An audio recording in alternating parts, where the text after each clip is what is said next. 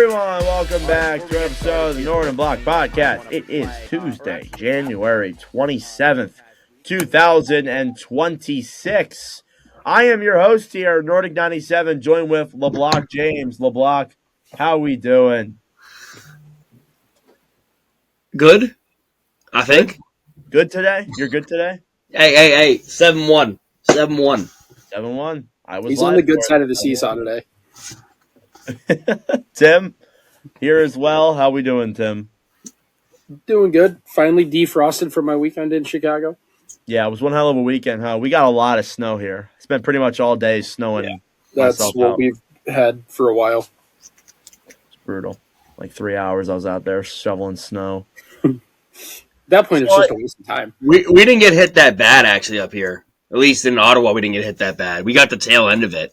You got the cold, though. We don't... We got the extreme cold in the weekend, and then, like, today we got the snow. Oh. Yeah. So you did get We're the not snow. that cold. But the snow wasn't as much as we thought it was going to be. It was like... It was supposed to be like 40 centimeters. It was like maybe like 15.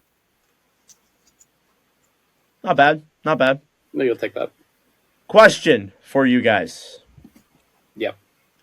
So if I were to flip you off just now, what would you guys do? Flip you back off. Return the favor? Maybe give you a double? If you were the NHL, what would you do to William Nylander when he flipped him off? I take away Ottawa's first-round pick. I saw that going around social media. Well, it's even better when you're making the jokes now. We're starting this off with some controversy. William Nylander, in the game on Sunday against the Avalanche, is in the press box, and they show all the Maple Leafs there. They show Joshua, they show Tanev, and Nylander just looks at the camera and gives them a little bird. The NHL responded to this by fining William Nylander $5,000. What do you guys think about that? So I think it was the right call for the fine, but so this was blown in Leafland and the Canadian NHL media. This was blown way out of proportion. Like, this was a bigger deal than it had to be, just because it was, Leafland, and everything in Leafland gets blown up out of proportion. But I believe in the sentiment: if you're a professional athlete, you should act, professional. Yeah. Now, this is like when he wasn't at work. Technically, he's on the clock. He's at work, technically. If he did this outside of the rink, I got no problem with it. This is during a broadcast. Everyone can see this happening. The Canadian broadcast standards, they definitely threw down some fines on TSN. Kids are watching it. You got to be a role model if you're a professional athlete. I think it was the right call. I think Nylander's apologized, which, good on you for being accountable. I can say more. He's more accountable than the Leaf fans I saw on Twitter. But that's all I'm going to say there. Well, that's Twitter. Twitter's a cesspool. Yes. So I was in between go about ahead. it. I'll let you go ahead. I was in between about it. Like, I get why they fined him, but I feel like we've had other circumstances throughout the league. I think back to Sergachev when the camera was in the tunnel and he just, as he's walking by, just flips him the bird. That went without anything. I feel like if we just had more consistency with it. Well, yeah, that's the biggest thing with me is the consistency. I mean, we can have this argument for forever. We could talk about how the NHL, with literally everything, is so unbelievably inconsistent. Somebody will get checked to the head egregiously. One day, it won't get called. The next day, you're suspended 3 games. Yeah, like it's the way the league works. It's inconsistent. It's honestly not even worth trying to just do anything about it anymore. It's the way it is. I just I've given up. I thought it was funny. I thought it was pretty funny, but I loved it. I will also say this though too. I agree with LeBlanc in the sense that players have to be professional, and I think that even when you're not on the ice and when you are in Scotiabank Arena, you have to be professional, or any arena that you're in, you have to be professional. It was definitely blown out of proportion, but to me, I saw that as fans trying to point to this and be like, hey, that happened and nothing happened with that, so ours should be fine. Yeah, on Twitter it was wild. They were pointing to stuff that wasn't even related to it. Like they pointed to the Panthers at the Elbow Room after they won the Stanley Cup. Swearing and flipping people off. Like that's after hours. Or the Kucherov thing. You kidding me? No. Not. They brought that up. They brought that up. The one thing I will give them though, the Sergachev one, I think that's a fair comparison. The other one I will say is that, you remember when Andrew Ference flipped off a fan after he scored? That was a fine though. They fined that. And they fined him. So I think Sergachev is you have a camera right in your face. Emotions are high on the ice. It is what it is. The Ference one, they got fined. I think I've coincided with Nylander and the Ference incident. Was it funny? It was damn hilarious. But you still have to be. But you still have to be, like I said, you have to be a professional at your job. I can't go into my work, flip off my boss. Flip off my boss and then forget it ever happened. I mean, like, it's crazy to do on a broadcast. I get, like, maybe, like, you don't want, like, to be recorded. Mm-hmm. Okay, then move out of the way. Why you flipping off the camera? The TSN camera, not a fan. Like the TSN camera. What did the camera guy do? What did the TSN do? Like that? No, they usually panned it to the press box. To say like, oh, these players are out. Look, like there's pan to it. Yeah. And I guess he saw it. The weird thing is, someone pointed out to him, and then he flips him off. Huh? It's really weird. I don't know. It's so. I thought it was really strange. I thought it was funny though how.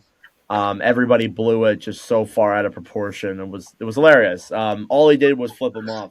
But, okay, bless you. That brings us to a more broad discussion with the Maple Leafs, though. The Maple Leafs coming off of a pretty rough weekend. Losses to Minnesota, Detroit.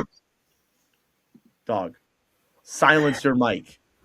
Losses to Minnesota, Detroit, Vegas, and Colorado, all in a week-long span.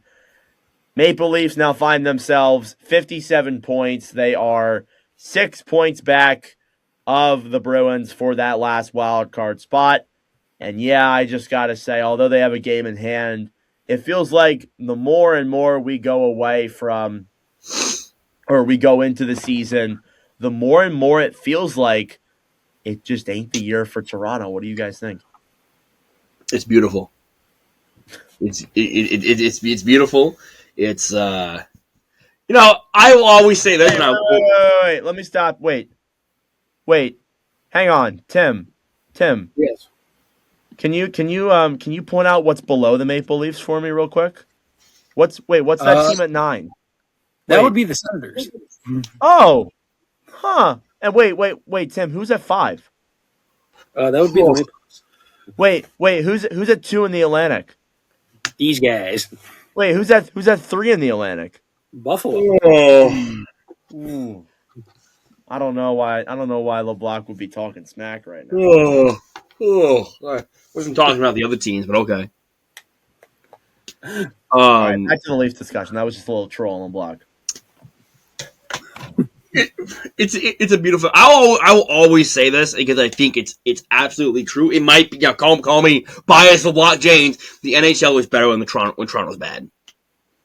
That is definitely biased. Why is this a problem though? That's why. What's the issue in Toronto? We've had this discussion so many freaking times. Like we've had this so again. Well, I think it comes down to, and I'm not going to blame, I think either Berube, they've lost the room, which I don't think has happened. I'm going to blame it on Brad Treliving. I agree. The fact that he's come in a very short period of time, and he's already dumb messed up. You dumb messed up, Aaron. Like, that's, like, there was a tweet I saw, it was like the players that have been traded for first-round picks. It was like, the Habs had Natchez. The Habs had Brock Nilsson. The Wild, Quinn Hughes. What was it? The Carolina Dallas got Rantanen. I'm going to tell you right now, the Leafs got Ryan O'Reilly and Nick Foligno. Sorry. Well, you're missing two other ones, Scott Laughton and Scott Brandon Laughton and Carlo. Brandon Carlo. Yep. And Scott Laughton's been good for them. I don't think I give up a first-round pick for Scott Laughton. No. I'm just going to be honest. As a Flyers fan myself, I'm not giving up a first-round pick. Carlo has been He's been to bad, honestly. And he's also missed time, too, to have a first-round pick that you gave up for a guy that has missed a lot of time. Not a good look. Not to mention you gave that pick to your rival. And that's not even including the fact that you gave up two prospects in Grabankin and Mitten, who are both in the NHL right now playing pretty well. And they're deep. They're playing deep. Like you see Fraser Mann in Boston. Like he's having a really good year. He's on a great run. And that's a guy right now that Toronto could really use. I totally agree with you. A lot of the struggles that the Maple Leafs have had, a lot of it's on tree living. I thought up until that deadline, and I get it. I thought up until that deadline that he was actually not doing that bad of a job. He was doing all right. And I get it. You go into that trade deadline, you had to go all in. I think the writing was on the wall. Marner was leaving after that year. I don't blame them for putting all their chips into the playing room and going out and getting all those guys. However, it really did bite them in the ass, and I also do think that those guys they got weren't exactly of value of what they got. But I will say this, it was a seller's market. Compared to other teams, like I'll be honest, what I mentioned the other teams got compared to what the Leafs got, that's like apples to like rusty old nails. Like it's just you look at, like, I can get the Leafs were in a cap crunch, and they did offer Marner for Rantanen, and Marner said no. That is a known fact. That is actually nuts, too. That makes it even worse. Yeah. Like, I just think the Leafs have done horrible asset management, and they've traded away all of their most of their prospects. And now, and this is a team that you have to show for it. They're 6 points out, which isn't a huge gap. It's not. I wouldn't say that's of significance. Like you can, that's just 3 wins, bang, bang, bang, bang. But Leafs can fire off 3 straight wins right now. Look at that whole conference. Look at that whole conference, though. Yeah, the whole. You have at least like 5 teams in that conference that are like just 2 or 3 wins away. Mm-hmm. Like, not just you that you're battling with. So, and again, you go in there and you play these divisional games against these teams. I get it. They're playing good teams. Like, Colorado, Vegas, they're nothing to scoff at. Detroit as well, Minnesota too. I understand that, but you also need to look at the fact that a lot of these other good teams have played good teams and they've beaten good teams. What does that tell you about your team? They went in there on Friday, and I watched both games on Friday and Saturday. They went in there and just completely shit the bed. Completely shit the bed. The only reason why the game on Wednesday and the game on Sunday weren't absolute blowouts was the goalies. I think it was Joseph Wall for both, right? Joseph Wall started on a Wednesday, Tim? Yeah, Joseph Wall was in against the Leafs. And he was the only reason that game was close. I said against the Leafs. I meant for the Leafs. Yeah. He was the only reason that game was a 2-1 game for Toronto. Yeah. He played his ass off, and he played great against Colorado, too. You can't really fault Stolarz against Vegas because it was his first game back from injury. I think there were some people who were saying that maybe he should have went down for a conditioning stint. Yeah. Maybe. But at the same time, it's like, well, it's your first game back. You're playing the Golden Knights.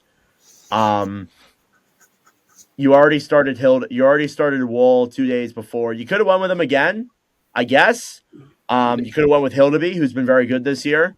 He's been great. I mean, I don't even put that on Toronto. I don't even put that on the goalies. That's not on the goalies at all. This is all on the team. They're not playing well. Simply being put, they come out against the Golden Knights. They're absolutely flat. Vegas scores 2 goals in the first 10 minutes. They come up against Colorado. They're flat. Colorado scores 2 goals against them in the first 15 minutes. It's the same thing over and over and over again. And I honestly think it's not Berube. You see Berube. He's out there on the bench fucking raging at people. You see, it got so bad, his entire head bursted open because of how mad he's. I don't think it's Berube. If it were Berube, they would have moved on from him by now. And I think they fired Mark Savard. That was a temporary solution. The power play got better. Okay. Now you're out of that. The power play has since cooled down, and now you're back to being the same struggling team that you were again. It's a disgrace. I'm going to say this. How patient were they with Shanahan and Dubas? However, they got results playoff-wise. Get to the playoffs. You know what I mean? Yeah. Tree Living to save his job, Craig Berube will be out of a job by the end of April. That might be what happens. And that's really, really unfortunate because Berube is genuinely a good coach. Mm-hmm. He's a really good coach. I think his motto on the bench is, "Hey, give a shit." There's even some conferences where he's just he's at a loss for words. He's like, I don't even know. I don't know. They're not playing the way that he wants them to play. Mm-hmm. And I don't think it's because he lost the room. It's because Tree Living is putting players around him that aren't working. The other thing is that Tree Living, after we got the Marner trade, he brought in players to replace Marner's production, and they have not worked out. I'm talking about Nicholas Waugh, Dakota Joshua, Mateus Michelli. Yeah, you look those at Michelli. Are the main 3 players they picked out. Just one more that I'm blanking on right now. But they brought in those players to replace Marner's production. And when they got Nick Waugh, when they got Joshua, I thought those were really 2 really good ads. Michelli was supposed to be this supposed to get out of that slump, change the scenery guy, and they have all not worked out. Yep. Yeah, you're absolutely right. Tim, any thoughts? I think the most telling thing for me about this team was just how they were played against Vegas on Friday. You knew how important that game was with Marner coming back. You would have hoped and expected that team was going to show up, have some energy, have some life, and it was the complete opposite. They were flat, they were pathetic, and it was just an embarrassing performance for a team, and especially after you had just lost to Vegas last week. You lost in overtime. That's back-to-back games against Vegas where you give up 6. You can't have games like that. And I'm looking at their last 8. They've had 4 games where they've given up 6 goals. I'm going to say this. Just not a good look at all for this team. I'm going to say this. They're playing good teams. They're playing good teams. You look at down the stretch here. You look since that road trip started, they played Colorado, good team. They played the Mammoth, one of the hottest teams in the league. You played Vegas, good team. Winnipeg, not so good team. Minnesota, good team. Detroit, good team. Vegas, good team. Colorado, good team. But to come out of that with absolutely no wins. You came out with 1 win against the Avalanche, and it was probably a pretty fluky win, I will say that. Yeah. To come out of that with no wins is a disgrace. It's an absolute disgrace. And again, for a team that everybody puts it on Marner, and part of it is Mitch Marner, the issue is that when Marner left, you can't do anything about that. The GM did not bring in the players, as LeBlanc said, to fix the gaping hole. I'm not saying Marner is the reason they're bad. The GM is. We saw Tree Living do this in Calgary with Matthew Tkachuk. He brought in guys that just didn't fit. I'm talking about Blake. I think Blake Coleman's probably one of his most. It's probably his best signing as Flames GM. It was Blake Coleman, and Blake Coleman wasn't the same Blake Coleman he was in Tampa Bay. Well, those guys worked out. Those guys worked out in Calgary. No, they worked out better than this. I'm just saying that out of all that Blake Coleman was his solution. No, but let me ask you this: did it fill the gaping holes? No. No. That's the point. Like, and these guys they brought in, like, not only have they really not worked out. I mean, I think Waugh's been okay, but it's like not only have they not worked out, like they're just outright not filling the hole that was there. And I'm not saying that Marner is the reason why. He's not. Like, you can't just expect, like, one player leaving should not change this entire team. As well as that, too, you have one of the best goal scorers. You have one of the best all-around players on your team. You have an incredible goalie tandem. Stolarz and Woll, when it's on, it's on. It's ridiculous. Like, it's on Tree Living. I put it all on Tree Living. It's all his fault. He should be gone. But you know what? The scapegoat will be Berube. And Or guess Ty what? Marner. I don't even know. Some team is going to get Berube, and they're going to be so grateful to the Maple Leafs. Send them a fruit basket. Send him a fruit basket. Honestly, dude, I know. All right. I'm going to ask you this right now quickly before we get into this. We are about like 5 or 4 weeks till the deadline. This Maple Leafs team, do you stand pat? Do you conservatively sell, or do you just say, let's get either go big or get deeper or go deeper down into the debt of assets? Well, there's a couple of guys who have been put on trade boards recently. I've seen Scott Laughton's name out there. I've seen Simone Benoit's name out there. I've actually seen Carlo's name out there. I've seen Oliver Ekman-Larsson too. I think, to be honest with you, you're going to get to a point, like, this team needs to turn it around. And by talking about turning it around, I mean, like, they need to win out before the Olympic break. Like, I'm not going to lie to you. Like, you look at it, you're like, yeah, they got to win out. They're coming up here. So they play Buffalo, then they go on the California road trip. They play Seattle, they play Vancouver, they play Calgary, they play Edmonton. That is 10 possible points out there for them to pick up. I'm not going to lie, they need to get all 10. Damn. Because if you are not like if you are not like literally a point out or in the playoffs by the Olympic break, you sell. I'm going to be honest, you sell. Anything else is just pure incompetence and you should be fired. I think the Buffalo game is probably the most important one because that you look at that's a quintessential like because it's a divisional game. That's like a 4-point game. 4-point It's a 4-point game. Yeah, Exactly. That's the game you have to win. Yeah. And we're saying all this, and watch, they're going to come out flat again, and then let in 2 goals in the first 10 minutes. Like, Yep. it's literally just it's that predictable with this team. Yeah. The only game I haven't seen that in them was the game against the Wings. Like that was the whole reason was because Joseph Woll went God mode against Literally. that game. Literally. He was so good. Literally. Yeah. All right. Moving on from that, there was a trade today, right before we recorded. Carson Soucy to the New York Islanders in exchange for a 2026 third-round pick. This is only the 4th time, I believe, in the last, 50 years these two teams have made trades together, which makes sense because, again, you're not going to make trades with your rival.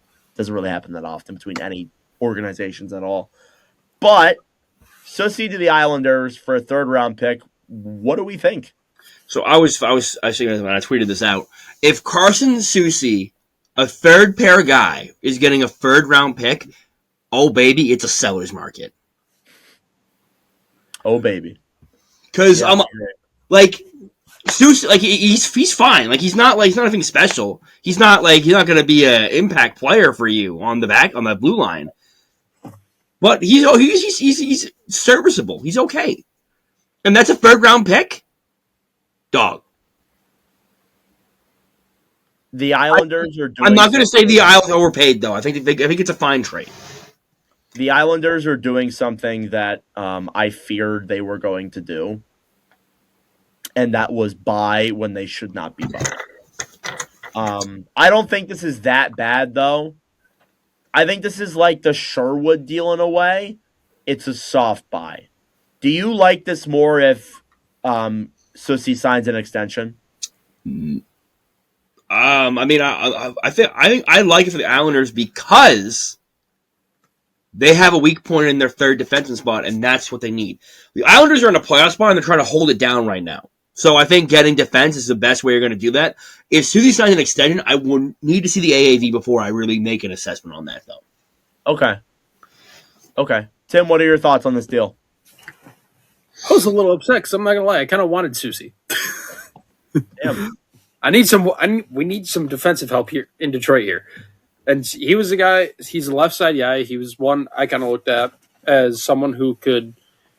He's not going to give you much offensively, but he's gonna hold it down and hunker it down in the D zone, which is what a lot of these teams fighting for a playoff spot who are currently in a playoff spot. Let's be honest, that's what they need. They need guys who are defense first. They don't need these top offensive production from the back end. They just need guys who can hold it down in the D zone, and that's what Carson Soucy's done his whole career. You look at how he's done it in Minnesota, in Seattle, and he's made a damn good career out of it, and he's going to do – I think he'll do a good job with the Islanders for it, which is unfortunate that he had to go stay in the East. Yeah, I mean, if he's in a third pairing role, I think it's not that bad. As long as you're not overplaying him, you're going to get your money's worth. Definitely. Maybe not because they traded a third, but still, it's not like this was a second round pick or anything. Yeah, I agree. So this was one of the players for the Rangers that was really big to be traded. We heard something about Panarin, and I want to know your guys' thoughts on this. I think this is interesting. The Rangers are asking for a first-round pick, top prospect, and another asset for Panarin. Now, before you guys give your thoughts, Panarin, 1 year left on his deal, $11.6 million. He is 34 years old. This season with New York, 56 points in 51 games played. I'm going to say something, and I don't know if you're going to like it. Okay. If you wait out the Rangers panic. They do. However, the goal right now is who's going to be stupid enough to give the Rangers what they want. Because you know damn well if the Rangers don't trade Panarin and the deadline passes, oh buddy, red lights go off. Yeah. If you wait out the rain, like you look at Sherwood with the Canucks, teams waited out the price and they got what they want, and Sam, they got what they wanted for Sherwood. You can wait out Panarin until March. However, I will say that it's very competitive division conference this year. There's going to be a lot of suitors, so I don't feel like waiting out is the plan of action here, but it might be something that teams try and do. Revealing the price, I don't know if that's the greatest idea. But, I mean, again, maybe that's not directly the Rangers doing that. Maybe that's someone speculating. Yeah, let's say the Rangers aren't like, oh, here's the price. Like, come on down. Like, they're not like... That's from David Pagnotta, by the way. Yeah. Okay. I also feel like they can have the price all they want, but this isn't the same situation as the Sens with DeBrincat, who, only wanted to go one spot, but he's got a no move clause. So you could have I bring this up all the time when I'm talking to some of my buddies about the Wings. I'm like, the Wings could have the best offer to the Rangers for Panarin. It won't matter unless Panarin wants to come here. Yeah, I mean, you can offer you could have the best offer, but if Panarin doesn't want to sign with you or doesn't want to play there, tough shit. Yeah, tough titties. Yeah, you can offer all you want. It doesn't really matter because it's up to him whether or not he wants to go there.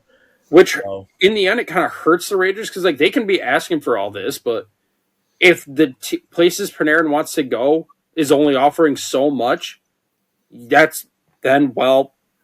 either hold on to him, which is malpractice, or you trade him for less than what you want. I'm gonna point to. I know it's a pretty bad example, but when the Sens traded Tarasenko. Yeah.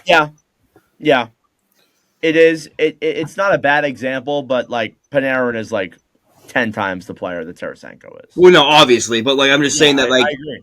But because the Sens, Tarasenko only wanted to go to one place, and that was Florida. That's where his family was. You know who's in Florida?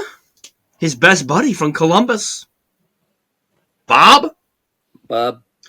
I don't know. I don't know. It seems like the report that I saw was that looks like the most interested teams right now are Florida, Washington, Colorado. Hey, bro, you called me crazy last episode when I brought it up. So, hey, but if I'm right and he goes to Colorado, I want you to give him my flowers. I will give you your flowers, but if I'm right, I need you to stay and make an apology video on the pod. On the pod. Yeah, on the pod. Yes, on the pod. Didn't we bring this up literally last episode? I need a New York Ranger style apology out of you. Yes, we need a Ranger apology. No, I'll write a whole ass letter. I'll post it on the Instagram. Yes. Yep. Yes, that's what we want. That's exactly what we want. Out of Philadelphia, there was a report from Anthony DeMarco that the Flyers are one of the interested teams in Panarin, and they would love to have him. Also, from Elliot Friedman, the Kings are looking for a star to replace Kopitar, and that could be Panarin. Whoa. So first off, on Philadelphia's end, what do you guys think about Panarin to the Flyers? What are we doing? I think it sounds weird. I would hate it. I'm not gonna lie, unless if the return is like nothing. I would hate it. Like, respectfully, what are we doing? I would despise that. I hope you saw my face there because I'm like, huh? What? Like I saw that report too, and I'm flabbergasted because like Philadelphia, they're not in win now mode. So what's the point of making this move, especially on a guy who has an expiring contract? I know. I know. Like, I get that you guys are like on a little bit of a slump. Oh, it's more than a slump. Never mind. Yeah, it's bad. It's not that good. I'm sorry, I didn't realize how bad it was. But like, you guys are on a slump. Honestly, if it's a seller's market, sell. Yeah, but they won't do that. Don't buy, and especially don't buy Artemi Panarin. I hate what they're trying to do. They're trying to do what Nashville is doing and like be competitive but rebuild at the same time. Like, it never worked. Do what has worked for you guys the past 5 years. Yeah. If you want to, be competitive and real at the same time. It's been done before, but it's like a one-time thing. Like you do it one season, then you're ass again. Yeah. Maybe that's what this is. Who the hell knows? What about the Kings? If you're looking for a star to replace Kopitar, is that really in a guy that's like maybe 5 years younger than him? Like that was my thing. I'm like, he's like they want someone to replace Kopitar, so let's go with the guy in his mid-30s. Yeah. LA has a young core though. They have guys who could be that next star for them. Yeah, you have a Quentin Byfield. You have a Brant Clark. Yeah. Granted, they have to develop. Granted, you've ruined their development, but that's just besides the point. But that's a Jim Hiller thing. Don't forget that. This is Ken Holland. Oh yeah, there's that too. Ken Holland will trade the young stars for a older star. That's something he would do. Where's the medication for my PTSD coming back right now? I was gonna say, Tim's probably getting a little deja vu. I'm getting PTSD here, man. I can't take it. Also on the Rangers and Seattle, we heard a report on Friday this past week that Shane Wright could be on the move. Now, we're going to go deeper into this. I think it's very interesting. Elliot Friedman was speculating on 32 Thoughts that Shane Wright could be a trade piece for Seattle to get a top 6 forward. Now, Shane Wright this season, 51 games played, 7 goals, 11 assists, 18 points.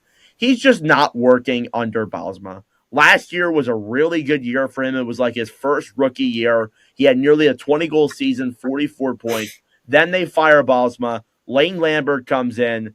Wright goes from basically averaging pretty good ice time to somewhat getting like below 10 minutes a game. Recently, he's been getting a little bit more ice time, but there is some concern about Wright and his overall situation in Seattle. What do you guys think about a Shane Wright trade? Then we're going to pivot this back to the Rangers. I know where this is going, and I don't like it. Okay. Well, don't spoil it. I'm not going to spoil it, but I think trading Shane Wright would be a big mistake. It'd be the most Botterill thing in the world. I'm just gonna say That's the other. Oh God, it's Botterill. All right, Buffalo fans are having PTSD now. So we mean Shane Wright, he gone. So yeah, God. yeah, it's that would be the worst move they could make. Do not move him. You see this happen a lot, though. It's common where a player goes under a brand new coach and they don't work out. But unless if Wright wants to leave, don't trade him. If he's asking for a trade, okay, that's one thing. If he's not saying anything, no, you don't move him. Yeah. This is a dude. 22. This is a dude who we thought at one point was going to be a first overall pick and a generational center. Not generational, but he would be an elite first line center. And I'm going to put it out there. Once again, like LA with Brant Clark and Quinn Byfield, you fucked up his development. Yeah, his development got cooked. And remember Evan at the beginning of the year, I talked about Shane Wright being their 2C. He's really lost the potential of like that top star. That's gone. That's gone. I don't think he'll ever get back to that, but he could still be a productive second to fringe first line center in this league, I feel. Yeah, I think he's a good middle six piece. I wouldn't say middle. I still think he's a top 6 player at his peak. I really think he's I really think he's like a second line guy at best. I don't really envision him as a first line center. I'm going to be honest with you, or anything like that. Maybe a fringe guy on a not so good team, but Seattle's a not so good team, and he's not the first line center there. I mean, Seattle's better than I'm saying they are. They are like tied for last place. They're tied with last wild card spot. So I will reframe that comment, but. Yeah, let's have the last wildcard spot. Yeah, let's pan over to the other conference and see what's up. Yeah, let's pan over to the absolute war zone. Yeah, they'd be out of the playoffs right now. Yeah, so would San Jose, so would Utah, so would Anaheim, so would Edmonton and Vegas. Actually, it's just like, yeah, it's nuts. But anyway, going back to Seattle and Wright. I think it would be a bad idea to trade him. I think he's really lost the potential, and some of it's on Seattle. Some of it, I think, is just COVID. I said that. Like, I think 2019 to 2021, those draft classes were heavily affected by COVID-19. Mm-hmm. Yeah, a lot of those players did not pan out to the level we thought they would. There were guys that were really good. Like, I'm not going to lie, if COVID doesn't happen, I think, and you guys might, I don't want this to go down the road, but I think Stützle, Raymond, and Sanderson would be a lot better than what they are right now. Yeah, I agree with that 100%. Like, I'm going to be honest. Like, had COVID never happened, a lot of those guys would be a lot better. You never know, but still. Going down the Rangers road, there was a speculation from Friedman, 1-for-1. Shane Wright for Alexis Lafreniere. What do we think? All right, I'm gonna play the role of Chris Drury, and Tim's gonna play the role of Jason Botterill. Okay. All right, let's do this little role play. Hello, Jason. Hello. I have this winger who, he's on a 7x7. He scores. He's disgruntled, and I think he'd perfect for you. And I just want your prize center prospect because you know you have a lot of them. You have Berkeley Cadden. You have Jay O'Brien. Why don't you hand over Shane Wright to me, and I can fix your scoring problem? Are we sure to fix the scoring problem, though? What's his career high in points? Something. Hung up. Yeah, I mean... Wait. Someone else is calling. Yes. Hey, this is Ken Holland speaking. Oh, God. I was like... No, yeah. It's kind of ridiculous. I think Chris Drury is just like... He lives in Chris Drury world, where everything is fine. I think... I know it's Botterill, but even if that's offered, I think Seattle says kick rocks. They better say that. Because, you see the contract. the contract's already not a great idea. Lafreniere is going to go to a team that is either going to need another piece, or he's going to stay as the Rangers. Like, I'll be honest, I'm going to say this right now. Lafreniere would look good in Predators colors if they wanted to. If you guys aren't gonna buy, stop it. Stop that right now. Yeah, they ain't gonna buy. You guys are gonna sell, and you're gonna like it, and then you're gonna lose your first round pick. I said Nashville colors. You said Senators colors. I said Predators colors. I was like, wait, what I heard Senators colors. My bad. Predators colors. Tim just has so much hate in his brain that he thinks whenever you say, I thought he said Senators you're colors. referring to the Sens. I said No, the Sens Predators. won't buy either. But I don't hate that thought though. But Yeah. they're not gonna buy either. They got assets. They do have the assets for it. This is true. I know. I Another thing. talked about this with my other group, but imagine a Luke Evangelista Lafreniere swap. That's more realistic. Okay, That's now I more can. realistic. Now we're talking. Yes, now we're talking. Now Because- Barry. Think about I it. think you can trade a pile of rocks to Barry. I mean, Trotz. think about it. They have similar. Yeah. They have similar point productions. Yeah, they got similar. Maybe Nashville adds like a second or like a third, just maybe like sweeten the deal a little bit. But they have similar productions. Nashville clearly doesn't want Evangelista to stick around. You saw how long that dragged out for, and how much. Wait. LeBlanc. Who's Nashville's GM? Barry Trotz hates everybody. So. He's also delusional. So let's play a role play here. But so is Chris Drury. It's a match made in heaven. I'm gonna be Barry Trotz. You be Chris Drury. Right. You call me. Barry, what's up? Chris, how can I help you? Listen, I see your disgruntled winger need to change the scenery. Which one? Oh, the one with the big ass contract. You know what I'm talking about. You know what I'm talking about. The one with the 7x7, the French one. Stamkos? Oh yeah, wait, no. Oh no, Evangelista. Yeah, no. No. Listen. I have a disgruntled winger, and I want to try. I got so confused for a second. I want to give him to you. I feel like he could be very good for your franchise. In return, I think you don't like Evangelista. We clearly saw it in the media.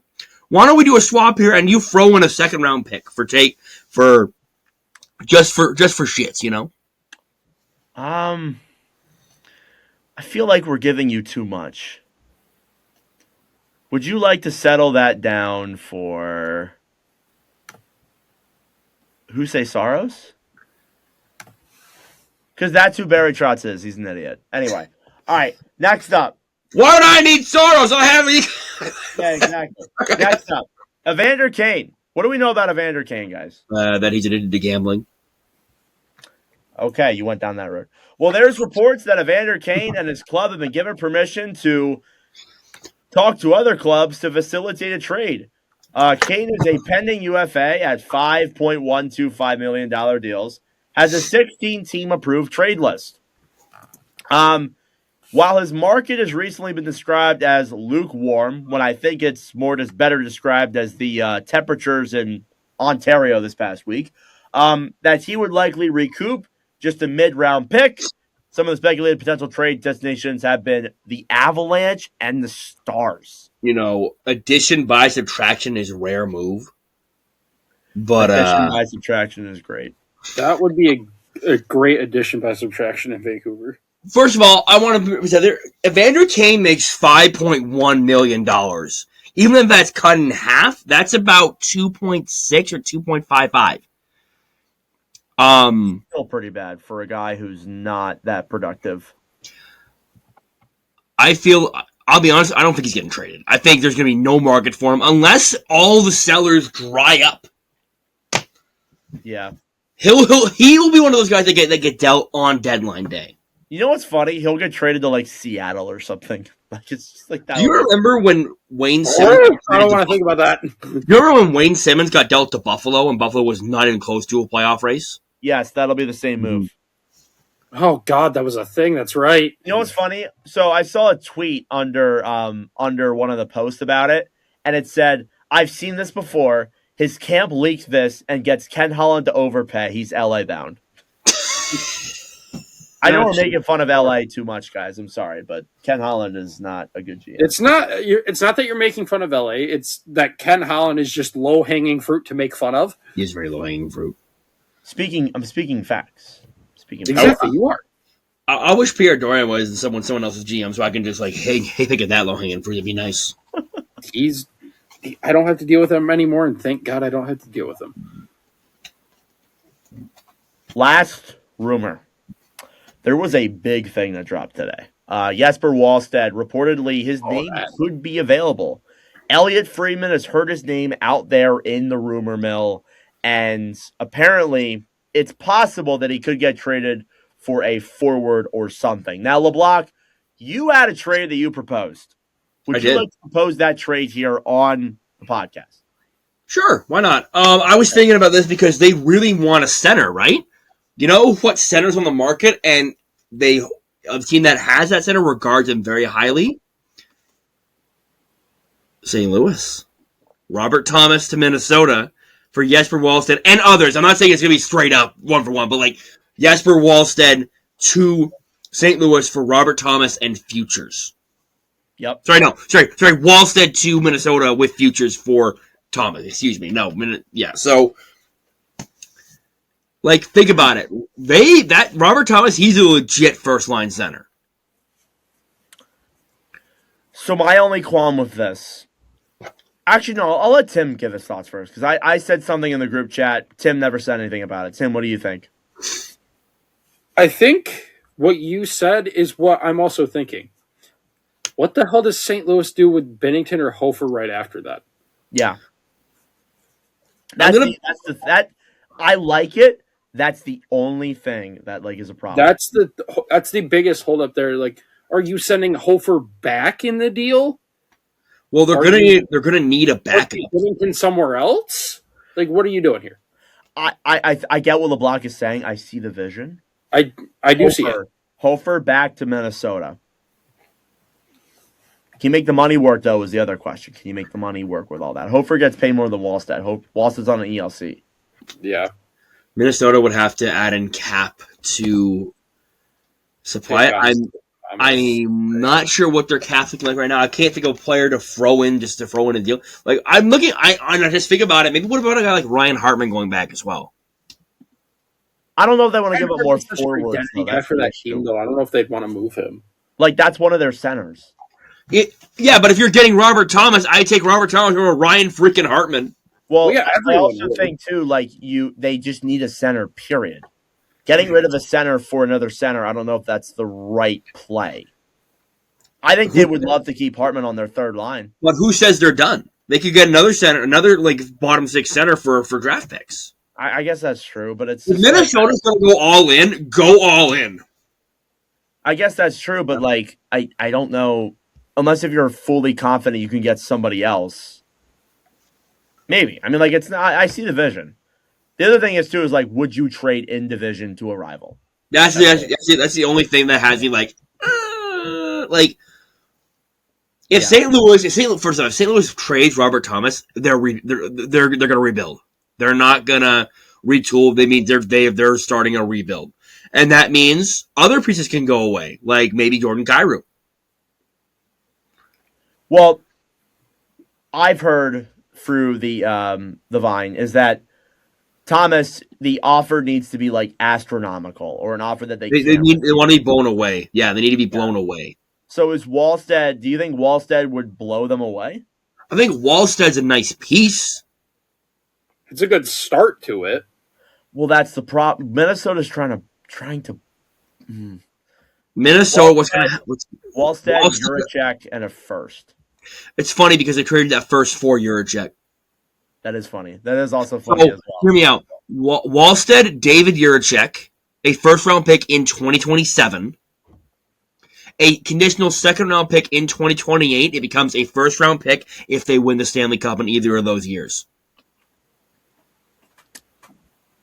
St. Louis might go down that road. But then again, it is a rival, so like it's like I don't know. But I see the vision, LeBlanc. I like the vision.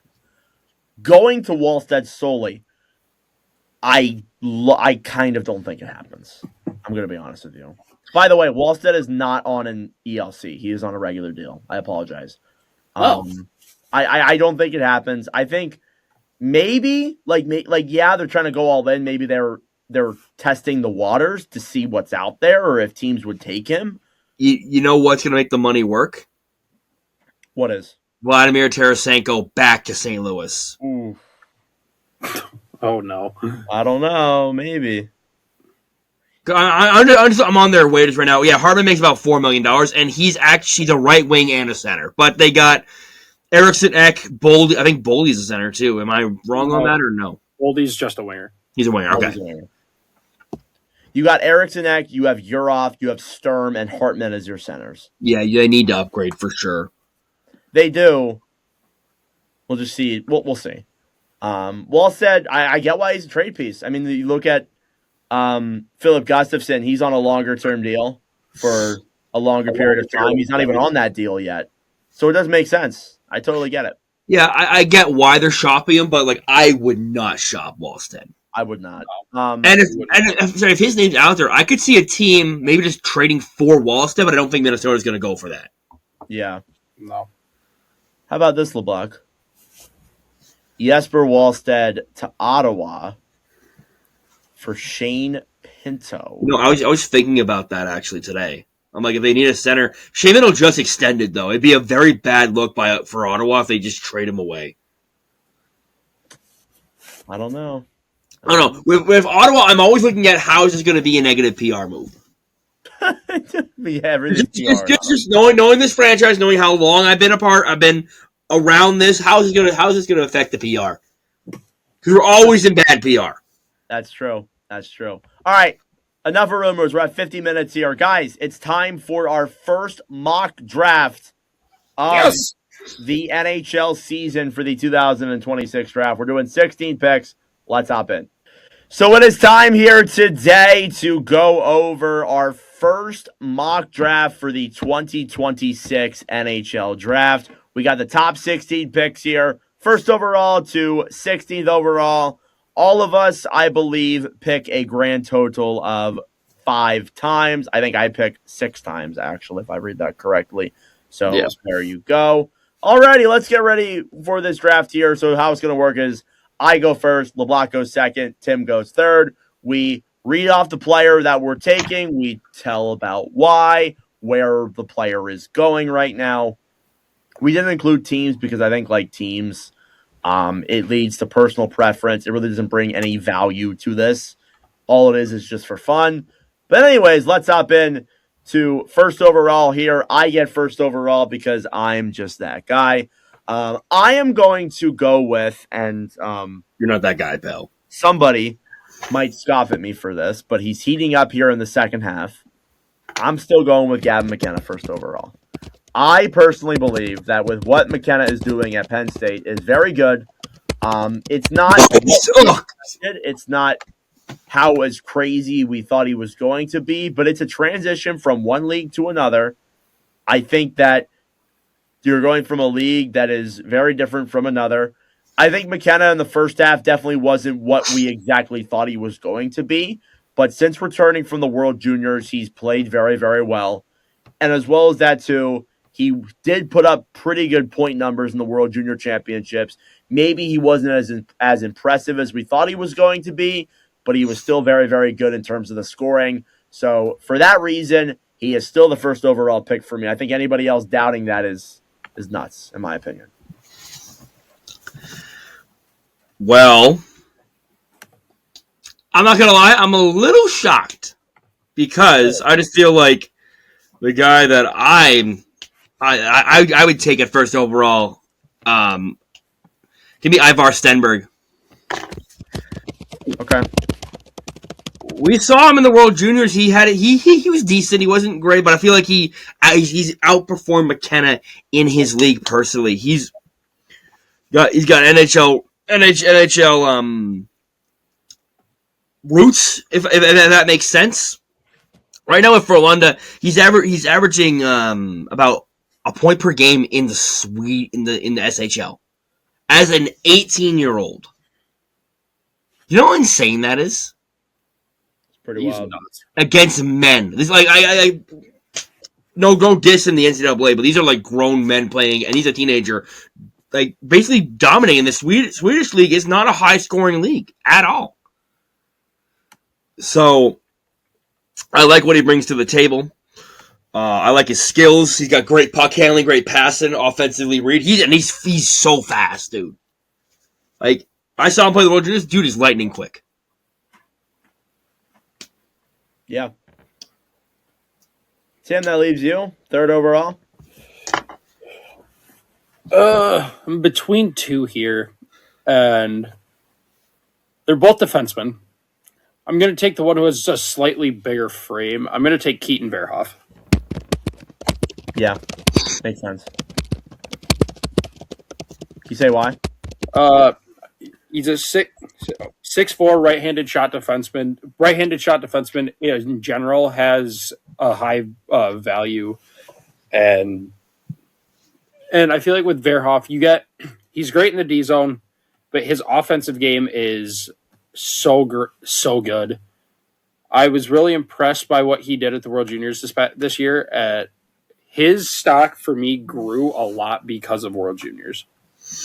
I really liked what I saw out of him. I think he's going to be I think he's got the potential to be a top pair guy at the NHL level, and he just needs to fill out his frame a little more. I don't know how you can fill out 6'4", 212 more, but if he could do that, look out.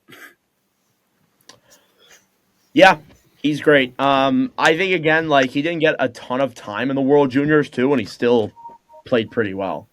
Considering the fact that he was like mostly on the third pairing, a lot of the time. For me, I'm up next to fourth overall. I'm gonna go with the guy or at least the guy that I think you're not going with here. Michigan State commit. I'm a big fan of him. I think he had a really good World Juniors in the time that he had. Chase Reed, playing in the OHL with the Sioux. He's committed to Michigan State. 45 points in 39 games played this year. I believe he leads all defensemen in the CHL in points in terms of draft eligible guys. I think he's had a great overall season this year. Looked good in the World Juniors in the short time that America was in it. And I think he is. I think there's a debate between the other guy that LeBlanc may go with here next. I feel like I won't say anything about him, but I think Reed. I think is very good. He's going to go fourth. I'm going based off my personal rankings, and I think you might be surprised where I go here. Albert Schmitz. Wow. Okay. From Yogurt, Tim. Yogurt. Oh, yogurt? The Latvian? That's an inside joke. Such an inside joke. He really reminds me of Sanderson. Like, really reminds me of Sanderson. He's quick. He's big minute muncher, and like he's got a heavy shot too. He's got a very heavy shot. He's a mix. I want to say I've seen a mix of Heiskanen and Sanderson. Like he's a hybrid of those two archetypes. I think he's being a little underrated in the draft process. This dude's going to be an absolute stud. I see that. He would be the highest drafted Latvian-born player. Also. So very impressive there from Smits. Tim, we're back to you at 6. I'm going to go Tynan Lawrence. There we go. That's the guy who I thought LeBlanc was going to go with, actually. I've seen a lot of Tynan Lawrence when he played for Muskegon in the USHL. He just left there to go now enroll at BU. He was unreal for Muskegon in the Calder Cup playoff. In the Clark Cup playoff last year, which Muskegon won. Tynan was the playoff MVP, and he was one of the main reasons why Muskegon won the USHL. He turned his game. His game went to a whole nother level in the playoffs. He's a gamer, and he's a center, so there's going to be the positional value and premium on that. And there's not a lot of centers in this draft, so I think he's going to go. I think he's going to go really high. In my eyes, he's the best center in this whole draft. Yeah. I think it's really not close. No, My only it's thing with Lawrence and why I didn't go with him at 4th is because I need to see how he does in BU. If he comes into BU and plays pretty well, I think he would be a lock for the top 5. in 7 games so far at BU, he has 1 goal. Yeah, I think like I'm not expecting like mind-blowing numbers, but probably should be a little bit better than that. I get, it's an adjustment coming from the USHL to NCAA, but I think he could be definitely a better player for sure. My pick up next here. At 7th overall, I'm going another defenseman from Prince George, Carson Carrolls. I saw this guy a little bit in the World Juniors. Thought he was all right. I thought he had a good World Junior tournament. Also had 40 points this year in 37 games played with Prince George. I am 95% sure he is now 3rd amongst all defensemen in CHL point leaders of draft eligible guys. I do need to make a correction on myself from earlier. He is not the highest scoring defenseman in CHL. That is Daxon Rudolph, who has the most points of any guy. So Carson Carroll's with me. I'm going with him at 7th overall. And he is with Prince George. LeBlanc, back to you, buddy. On my board, big riser here. I'm going to go with Caleb Malhotra, center out of Brantford. He is Manny Malhotra's kid. So if you were asking, because I knew that question was coming next, dude is currently lighting it up right now for Brantford. 61 points in 45 games, including, he's more of a playmaker, I would say. He's got 23 goals and 38 assists. Big, he's 6'2". I think he's still got a little room to grow. He's 6'2", about 183. Got to get that weight up. He's got, if he can fill out his frame, he's going to be a big body playmaker. I really like how this guy plays. I'm actually going to go see him play when they come to Ottawa. So I will have a little scouting report there when Brantford comes to town. Yeah, Boston University commit. I think, again, like you look in terms of like a position that is not at a lot of value here, and that's the centers in this draft. Malhotra's a center. I feel like that's a guy who we could see rise up the board here significantly just because he's a center, but he's also tearing it up right now in Brantford. I agree. All right, back to Tim.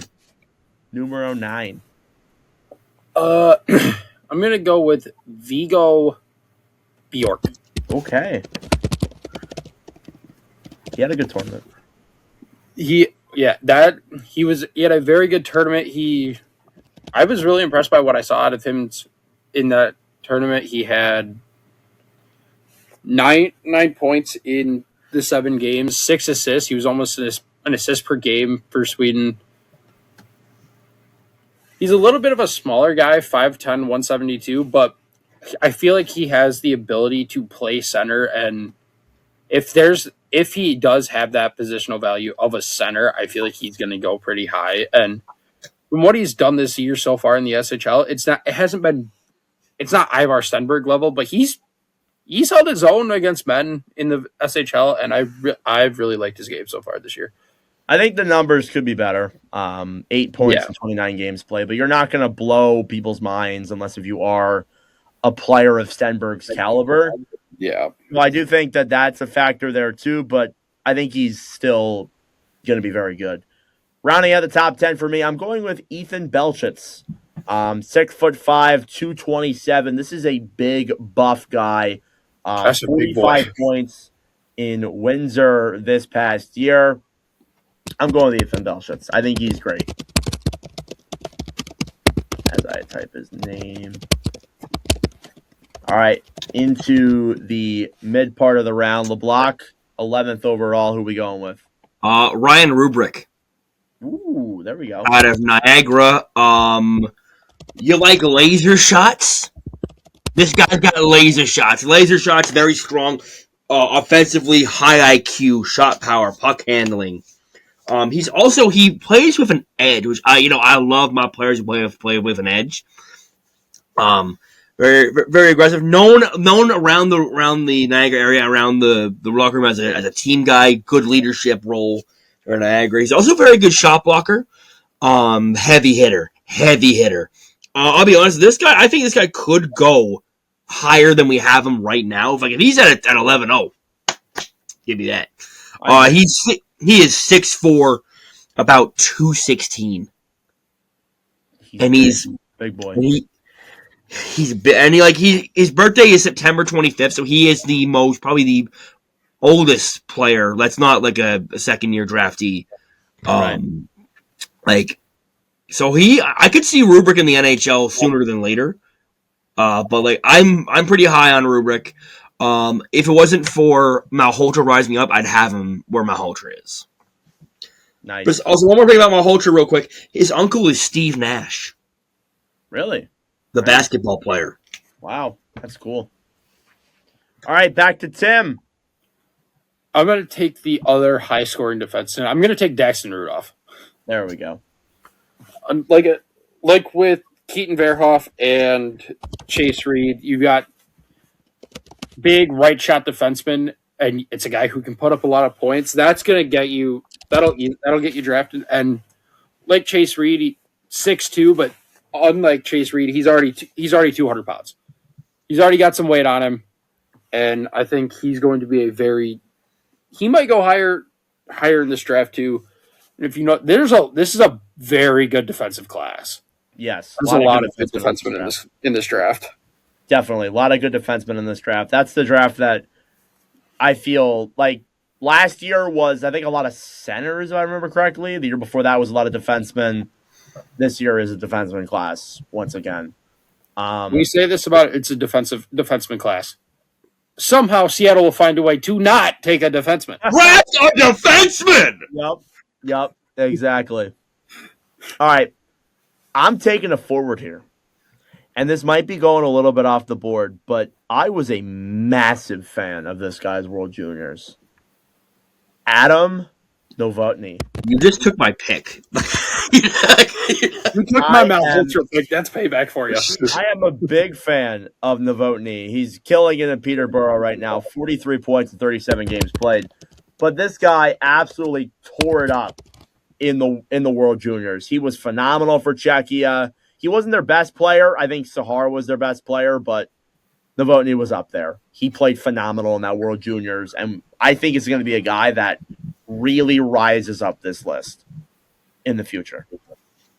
LeBlanc, your final pick. I was going to go with Novotny, but now that I have to pivot here, I'm going to go a little off the board because I feel like going off the board today. Okay.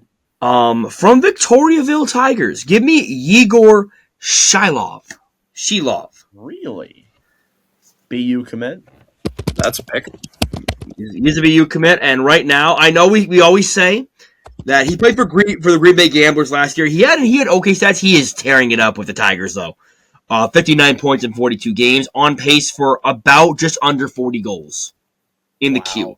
We know the Q is a high-scoring league, but he's on pace to get about 90 points this year. In the Q, that's pretty insane. And he's shows a pretty good university to go for his development. I like this guy as a shooter. He's also very fast. Shooting accuracy is very good too. He is Russian. But he's also unlike the stereotypical real Russians. They shoot no defense. This dude's got defensive skills as a forward, which is good to see. And he's also a good team player. That's what it says here on his write up anyway. But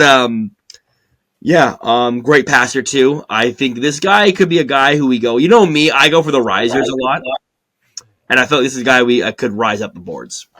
Yeah, I agree. Tim, your final pick. I'm going to take another defenseman, Ryan Lynn. There we go. That was the other guy I was going to go with. A little bit of a smaller guy, 5'11", 176. He's more offensive. He's got 50 points in 42 games with Vancouver, the WHL. Unlike Rudolph, he's just more of a passer. He's got 39 assists in those 42 games compared to the 11 goals. But it's another guy. If you get a right-handed defenseman who can put up points, that'll play big time. And the more I feel like he's another guy who could go a lot higher because of the offensive capabilities that he's got. Right. I agree. That's a great pick. in Ryan Lynn. I almost didn't put it in. I don't know why I was like kind of disappointed. I don't know why I didn't process that to put that in. All right, Ryan Lynn there at 15th overall. That leaves me with a final pick at 16. I'm gonna go with Finn Oliver Sovanto. Hasn't been too bad over there in the Finnish leagues with Tappara. 7 points in 34 games played. Played in the World Juniors. 6'3", 209 pounds. There's a lot of hype around this kid, so I'm gonna go with Savano there at 16. I'm going to shout out a few guys who didn't make the cut this, for our first mock draft anyway. Xavier Villeneuve. Yeah, he didn't get in there. Yeah, he didn't get in there. Oscar Hemming, and Malte Gustafsson, excuse me. Yeah.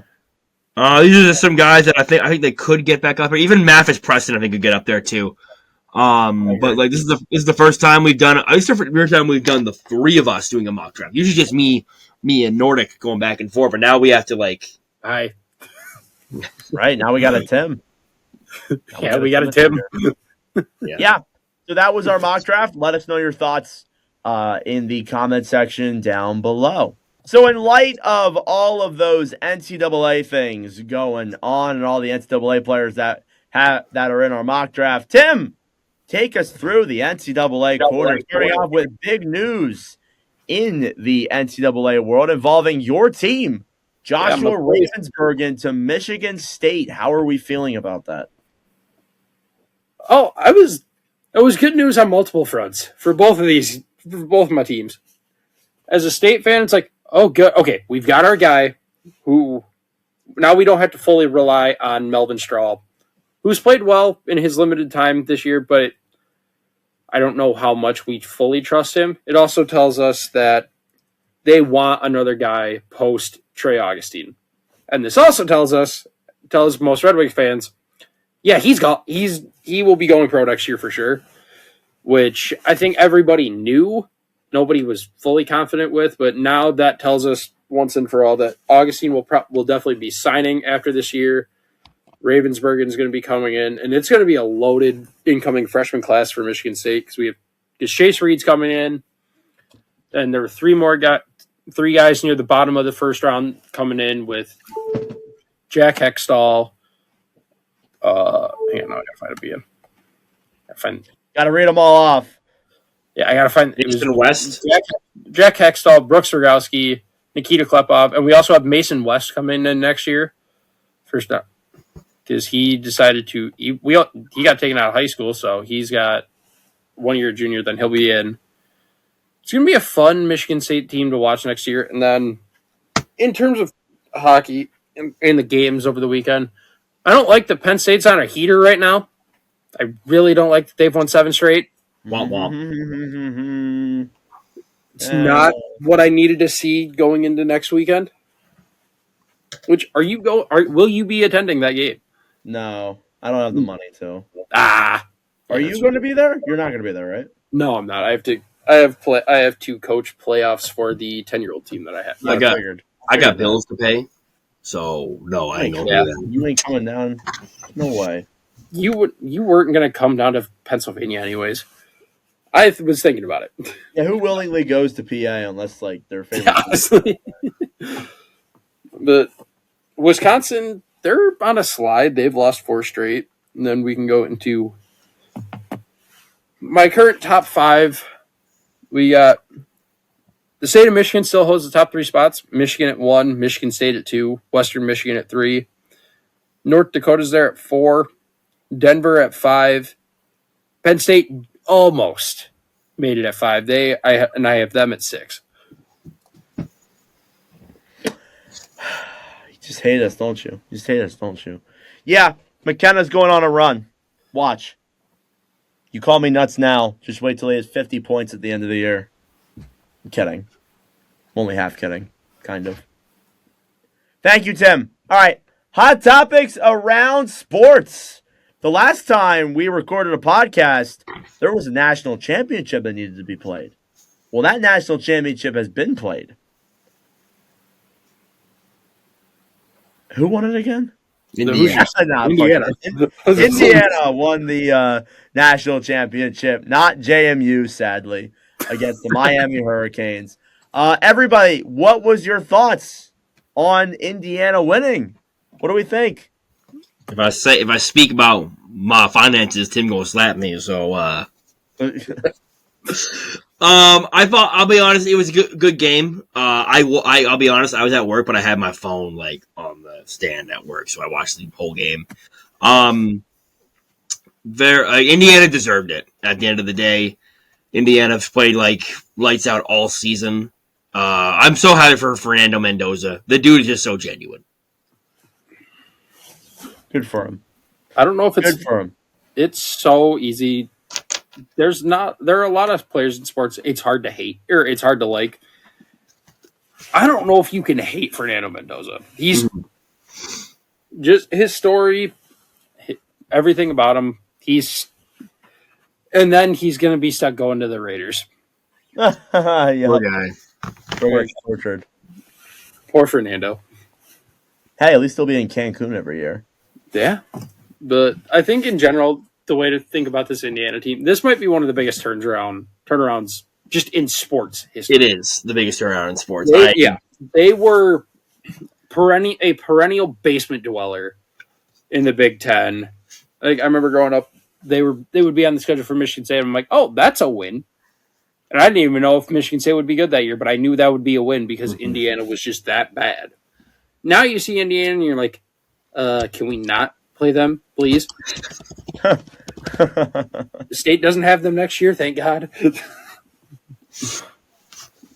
Yeah, good for him. Good for him. What about give it to Miami though. Miami, they went for the gauntlet and they came out. They actually had a chance in this game too. They almost came. They almost won the thing. Yeah, they had a chance to win the game in a 2-minute drill and Carson Beck for an interception. And now he's gonna work at Waffle House. Yeah, couldn't capitalize.